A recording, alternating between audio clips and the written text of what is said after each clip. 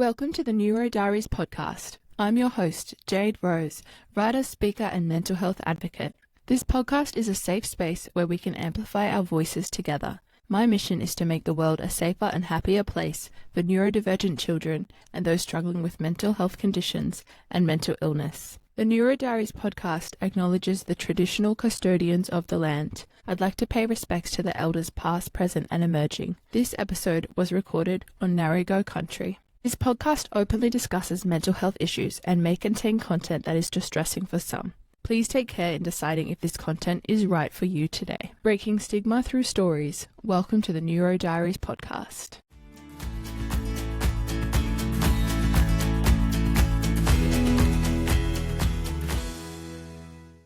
Welcome back to the Neuro Diaries podcast. I'm your host, Jade Rose, and today I've got with me Gloriana from Instagram. Her handle is hopefulmind_. So definitely go and check her out. She works as a life coach, an author, and a mental health advocate. She was just telling me she likes to be the idea of being referred to as your mental health friend, which I think is really beautiful. Like, if you need a friend and some emotional support in this space, that's where Gloriana has really found herself, and I just think that's so lovely. So hi, Gloriana, and welcome to the Neuro Diaries. Thank you so much for having me. I'm so excited just to be a part of this and to see how it unfolds, and I already think it's an amazing thing. It's just a beautiful thing, and I'm so excited to be a part of the mental health community and be able to share my story and find relatableness with other stories and just help people feel less alone, help people feel like there's some support, that there's someone that gets it, and that's kind of what I aim for. And yeah, I love that, and that's what we're all about here as well, finding that relatability and feeling less alone, feeling a bit more like it is normal, it is okay, and finding that community. So that's really lovely. And I can't wait to hear your story today. I just wanted to introduce first some of the work that you've done so people can find it. So you've released a book recently called Hues of Blues and Yellows. And this is a collection of poetry written through your sort of early adult years of getting a diagnosis and coming to terms with that. Do you want to introduce it a little bit, let people know what they could expect? Yeah, that'd be great. Thanks. I wrote it, really, a lot of it was even from 6, 5, 4, all those years, from that, since I was 19, up until recently before I published it and finished writing the collection, which I'm now 25, and I just had gone through so much with my mental health and with mental illness. I think it's okay to just say that. Mental illness, I was mentally ill for many times. I spent many months throughout those years in the mental hospital, several months altogether, and I had bad relationships and toxic things, and didn't know my worth, felt lost, felt worthless, felt just different, not wanting to be here, not wanting to exist, and just those deep pains. But if you are interested in reading along with the book, it shares about the kind of a color, it's blue, green, and yellow, and as it goes through the colors of the chapters, it progresses into more hope. But then, even then, if you are familiar with bipolar diagnosis, if anyone listening is familiar with that or has that, it's not just final, linear, and end diagnosis, or you arrive. There's ebbs and flows to it, and so I wanted to add that into the book and express how even on my best months, there's still hard days. And so there's that book is just a form of different poetry, different poems that really expresses just the human emotions, and especially the emotions of my bipolar experiences. Yeah, I love that. And you get the sense of the, the dark times that you've been through. But I do love to hear like it seems like you have come through the other side of that for the most part. And there is a real message, positive message of perseverance there as well. And it's your whole coaching, your whole profile is really sharing this message of hope that, with treatment, with the right care, like, you can learn to live with this condition and you can still thrive. I sometimes think with bipolar, like it's not a death sentence. It's a life sentence, not a death sentence. Like if you learn to live with it correctly, you can still have a really big and wonderful life. Yes, completely. And there's such a pride that I've been feeling recently, this healthy pride of, oh my gosh, I've been through that.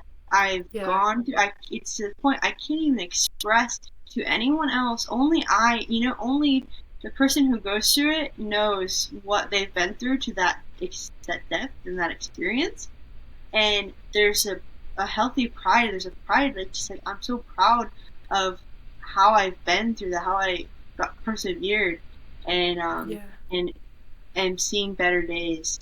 And it's just it's amazing to experience that. And yeah, it's That's so just, great. I think it's so powerful to be like where you are now and be in a place where you're really starting to own your story and find your voice and then using that to, help other people going through similar things. Well, I wanted to jump into some questions with you. First of all, I just wanted to go like mental health to the side and just get a sense of who you are as a person, what you do on the day to day, who you live with, who is Gloriana. good question. Yeah, I love that because it's, we have our diagnosis, but that is so like that is just a part of who we are, and there's so much more. And even though that's a big part and that impacts a lot, it's just there's so much things about us and about me. So, um, I guess one thing I'll say is I take care of pets. So um, I love pets. I love dogs and cats, and even like I take care of sometimes like I'll feed I don't know what guinea pigs, rabbits, birds, Yeah. different things. I'll do different stops and take care of them, and I love that. That's my main like job, and a lot of times it's not even. It feels like why is this a job? Like I'm getting paid for taking care of like pets that are so cute. I love it. And I love nature. I love being outside and just it's so calming. I always have since a kid. Like I would just spend hours outside, like by myself or with a friend or whatever. But I could just be out there like all day. And I think it's hard like to I I guess I always am very simple. So I like good food, like a good meal, cooking a good meal. That's like amazing. That's And nice. yeah, those are some things. Yeah. Oh, that's lovely. I love that. You can get a real picture for who you are in your life and your day to day. And oh, thank you for sharing. And now to go into the mental health stuff. So, what is it that you experienced? Do you want to talk us through, what it is in your words and what symptoms affect you? Yeah, it's a lot, it's not with like having a bipolar diagnosis. I have bipolar 1 and I also was diagnosed with BPD, which is borderline personality disorder in the last year and I was diagnosed and I think I kind of like research and I think that this is at least from what I've researched, who knows. But the borderline it's a quiet BPD, so that's more internal. So that when they add, bipolar and BPD add together, like it is just can be very messy.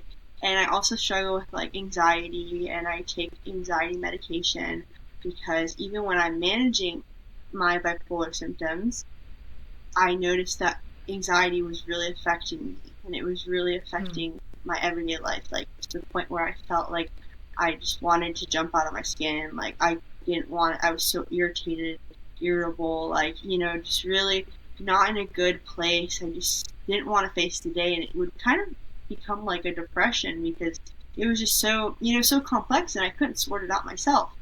But I started taking, I started really like working with my psychiatrist, and for the longest time, especially with the bipolar symptoms of the highs and lows and the cycling and the, you're feeling great one day and then the next day you feel terrible, and I would feel like, oh my gosh, so when I feel great, that's just a lie because now I'm feeling so low and this must be the truth, and the good is just an illusion. And I felt that way, and for so long. And once I got more, like, a better grip on my medication dosage, and I wasn't fighting it because I had stigma for up to like 4, almost 5 years. I didn't want to be on medication. I wanted to be on the least amount of medication that I could be on because I felt like I had to do it myself. I had to fix something myself. Willpower, determination, and strength. And I didn't, take the resources as much as I am now. And now it's like I'm in therapeutic range for my lithium, and that's something that works for me, not everyone, but it works for me, and the anxiety medication helps me, and I've been feeling it's like it's a new life, and it's weird. It's a weird feeling like that, but yeah. It's so interesting that you say that about willpower and sort of wanting to do it yourself, not be on medication, because the more I'm hearing people's stories, that this is a common thing that's coming up. And that's my experience as well, was, the first 6 years post-diagnosis, I was like, all right, well, I've got that diagnosis, I've got the guidebook, like that's all I need, I'll do the rest.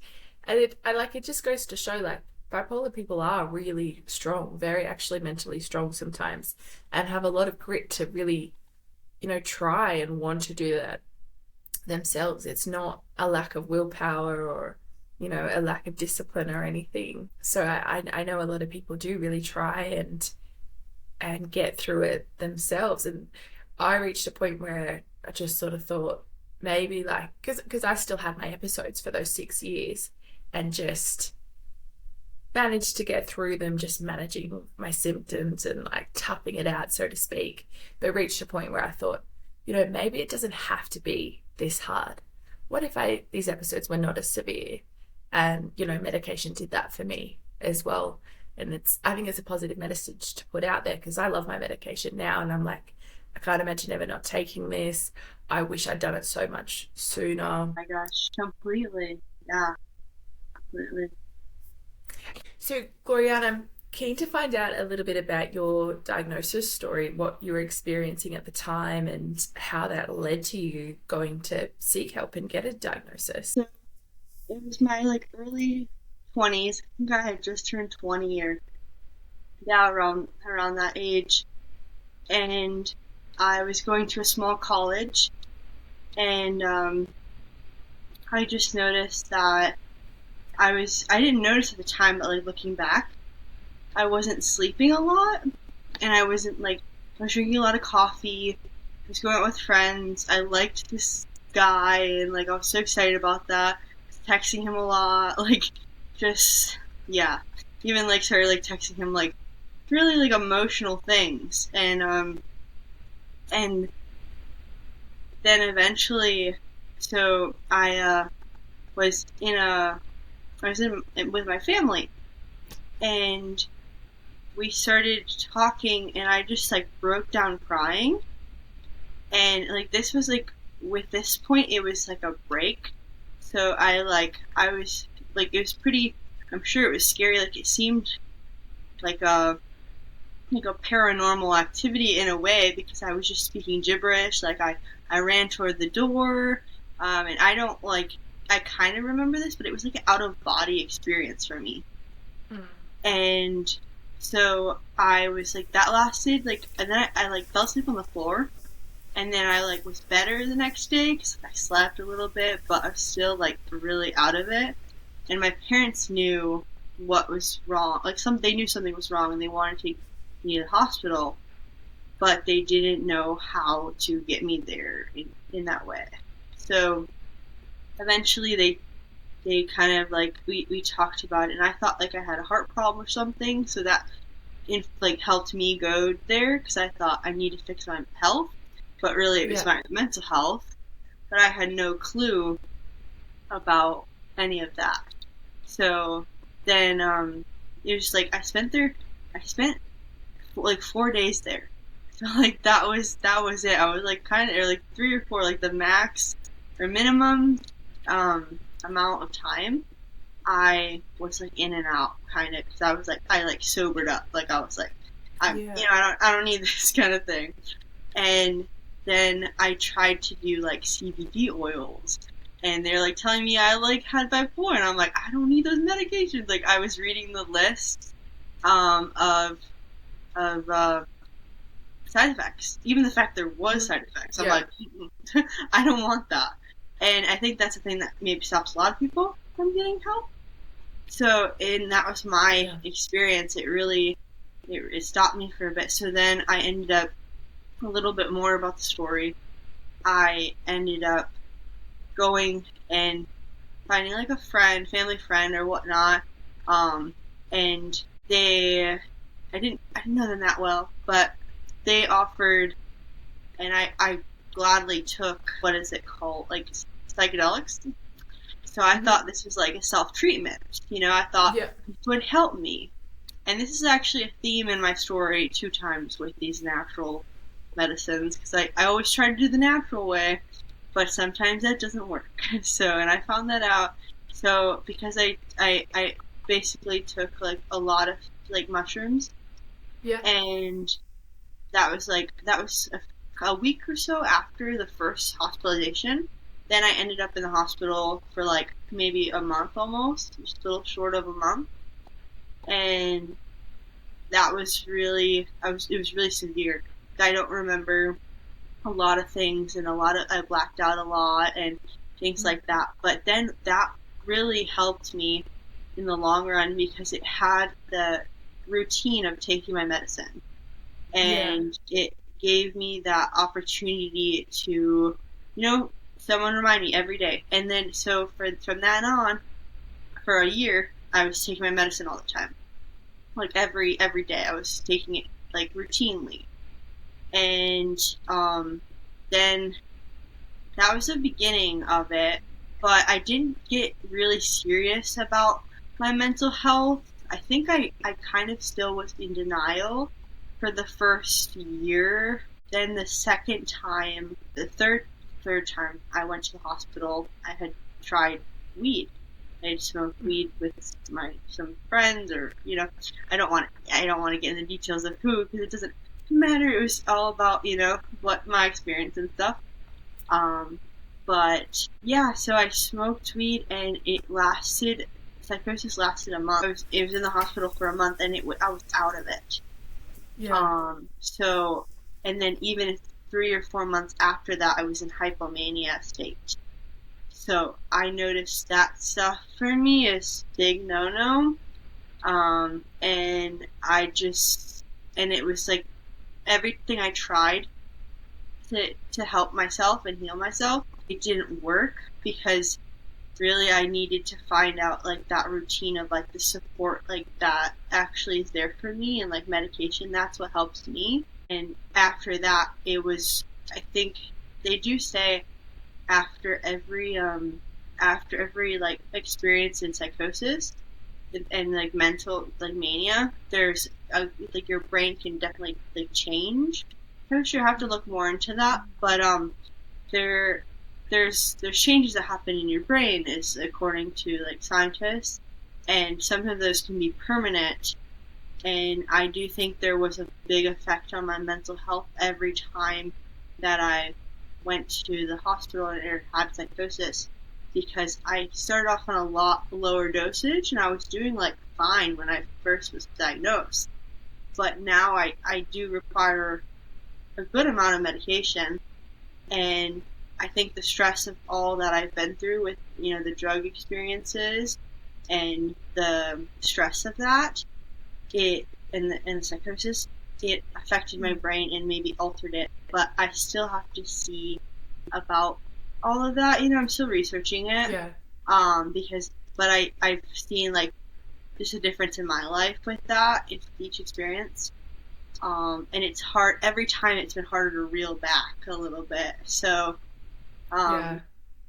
yeah, it's been an experience with that. Oh yeah, there's so much there. There's so much in that story. I think it's a double-edged sword with like naturals like weed and mushrooms, psychedelics, like that side of things with bipolar, because I think a lot of bipolar people are drawn to use of drugs and alcohol because it is like self-medicated in a way that is more like acceptable to society. So a lot of people do think like, oh, I need to cheer up, like I'll try this, I'll try that, and then it ends up like that can have a profoundly worse effect for people with bipolar and could trigger episodes. So that is a real thing. I know I had a drug habit. I smoked weed every day for 3 years in my late teens, and that was a coping mechanism to deal with some of the bigger feelings that I was having that I didn't have understanding of or a place for or a support for. But yeah, inevitably it does end up making it worse. And on the other side of things, I really like what you were saying with the change over time and feeling different and the changes to your brain after every episode. I love that you like really aware of this and want to do more research in it, because there is also strong correlations between trauma and these mental health conditions, because living as a bipolar person is a traumatic experience. Like I'm sure all of those visits to hospital would have been quite traumatizing for you in a way. So, then on the other side of it, like, yes, maybe it's helped stabilize the bipolar, but then you have to process like everything that happened to you in that environment and just the traumatic experience of what living with this condition is like. So I do think you're right. There's so much more like research to be investigated there that could inform correct care and how to look after yourself in that space. Yeah, it's just memories like of all that one has been through or I've been through, and just it's really kind of for a while it can be alienating because you're in a room full of people, and sometimes I've thought to myself, no one else, or maybe no one I know of has been in a mental hospital for like a month, even like especially, and it can separate you from people if you don't work through it. It can, and that's where it's a big mental thing and a healing process. It takes years, and just because wherever I'm at right now, there's so much more healing to go through, and there's always there's literally onion layers. It's just there's so much to it. You have such a beautiful mentality around it, and I've no doubt you'll get there with just it is a really positive, and this comes out in your writing and everything as well, the message of hope. It is really really strong with you, and it's really beautiful to see. And what about sharing sharing this condition? Because I know you're very open with it, like sort of in the bipolar community space. Do you share this openly with people in your day-to-day life? Do more often than not. There's such a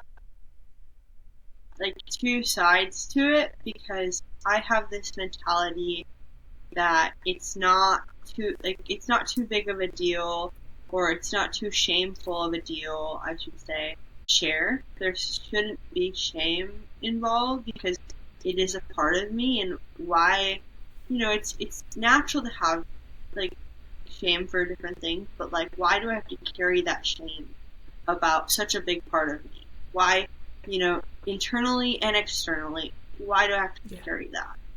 And in the same side of that same token, I feel as if there's people who don't necessarily deserve to know all of those details because I kind of gauge how people respond to like I'll do like an opening thing actually, and I'll be like, oh yeah, like I'm taking care of my mental health, or like something like that, Yeah. just working on my mental health, or just really surface level, but like talk about mental health, and you'll see how people respond to that. If they're really like, oh, that's great, I care about mental health too, and like, I'm working on mine, or they're like, like, like what, like, Yeah. they can like be all smug about it, and not usually, or they'll just say nothing or whatever, and you can also see their character. And it's sad. I do a mental mind read thing sometimes about who should I like, when do I tell someone or when do I not? Yeah. Because some days I'm feeling open and expressive, and some days I'm not as much. And I think it's okay. Everyone has that right. Not even it's like disclose it. It's not even a thing that you need to feel embarrassed about or have to hide. Um, but it's if you want to share it, like just any details. If you want to share with someone about something, you can decide on that day if you do, and people will respond in the ways that they respond, and that's their responsibility. And if that person isn't necessarily like meant to be in your life, in your corner, in that regard that maybe you wanted them to be, after they find out about this, why would you want them anyways there? Yeah. Why would you want to hold on to someone so tightly when they don't care about you in that way? I don't know how to word that exactly, but like if they're not like opening or trying to understand and accept, that's not the best people to like have around all the time. So that's a Yeah. whole thing. Yeah. 100%. I agree. I feel like I do the same thing. You sort of suss people out with a few like little breadcrumbs, little hints, and sort of see how they respond. Because you want it to be received well, and I think that's just a natural part of like being a human. You want to be accepted. So when it is something that feels a bit bigger, or that that not everyone has an accepting mindset of, I think that's just, it's sort of smart. It's being a bit discerning, a bit like self-protective in a way, just sort of like breadcrumbing it to see, is this going to be received in a way that's like safe for me? Really, yeah, it's smart, and it helps. Like you Yeah. feel more comfortable, and that's good. Have you had any experiences with stigma and that sort of people having a really negative reaction to that, or playing out on a personal level or on a like a societal level? Oh yeah. So when I first hear that question, I think no. But then it's not like a societal thing, like a group of people being like, it's always like, for like, I noticed for me, it's like in inner relationships. My last relationship, he had a stigma, but it came from not being aware of what bipolar was. So Yeah. he met me and thought, she's fine. I know has bipolar. She takes her medicine, but she's fine. And he came from this mindset, like I don't think he didn't know about it a lot. And that was obvious because when I would get upset or when I would go through my mood cycles, he would hold it against me, and he would just like tell me like I need to toughen up. I need to like stop being so sensitive, and be like just different things, like with cleaning my room and stuff. Just an example, when I was really struggling, my room shows that. So if my mind is messy, my room will be messy. And so will my car. But yeah, so he would be like, "Oh, you just need to like get it done, and like stop doing this, and stop eating fast food, and blah blah blah."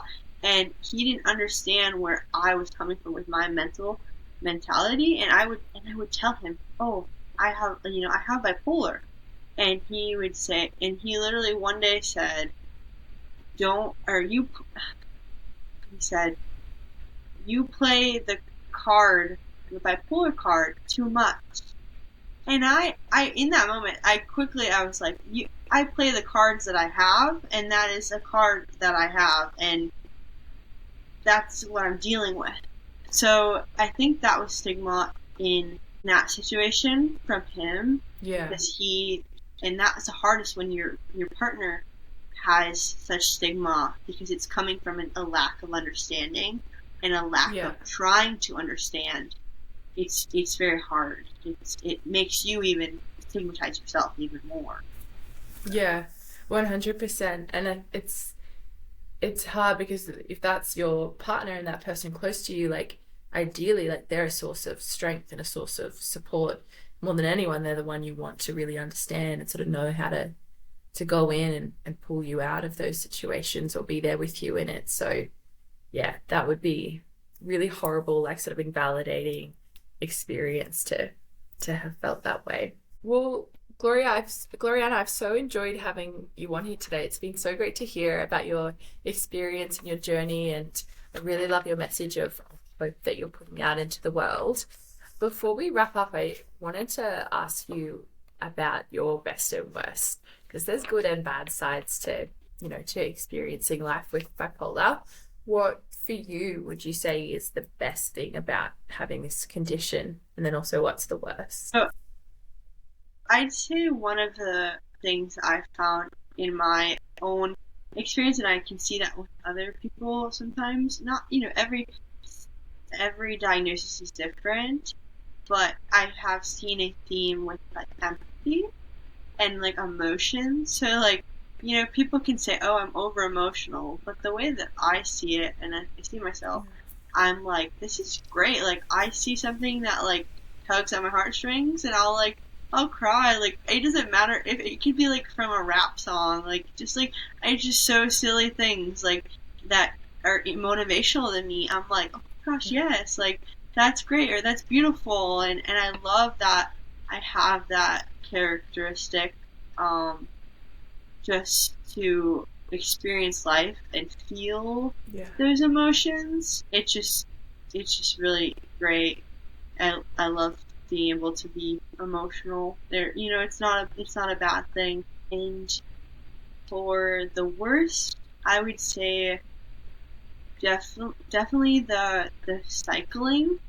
So the mood cycling, especially in a situation where my mental health, like in the past years, like before the last like 5 months, I had very major extreme cases of like mood cycling, and it was really hard because you feel those great days and you forget about the bad, and then all of a sudden just a crash comes and you are questioning, did the good ever even exist, and can I even trust myself? Like, I'm feeling so many things.